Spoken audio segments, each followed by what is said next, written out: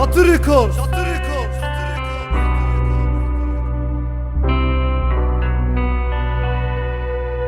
Hayata dair her şey mahallemde cinayetler. Buğulu gözlerimde yok olup giden hayaller. Tükenmek bilmeyen acı, içimde kin ve nefret. Yazdığım bu bütün sözler hayata dair be kardeş. Hayatın zorluklarıyla savaşırken sokaklarda, gözyaşımla suladığım bir fidan var hep yanımda. Onun için yaşarken ben bu semtin sokaklarında. Uzak dursun istemiştim maddeler ve tuzaklarda. Anne baba sevgisinden uzak kaldım sokaklarda. Bir gün olsun yenilmedik, direndik ben bu hayat. Arkamızdan konuşanlar, etrafta hep yalanlar. Anlatmaya gerek yoktu, ayıpmıştır yaşayanlar. Bu gece bir farklıyım, çok farklı düşüşler. Yazdığım bütün sözler yaşantımdan ibaret. Gökyüzünde ay ışığı, önümde maddeler. Yanımda yok lan artık dost dediğim kardeşler. Yalnızlıkla savrulurken hayatın yokuşlarında düşe kalka yol aldım ben. Yanımda yoktu kimse, yaşadım ben bu hayatı boşluklar içinde. Dimdik durdum hep ayakta, yıkılmadım be anne. Yıllar oldu mutluluktan en ufak bir haber yok ve ben vazgeçtim her şeyden, beklemekten yoruldum. Tebessüm eksik yüzümde, gülmeyeli çok oldu. Hayallerim yol alırken ben sensizlikle yok oldu.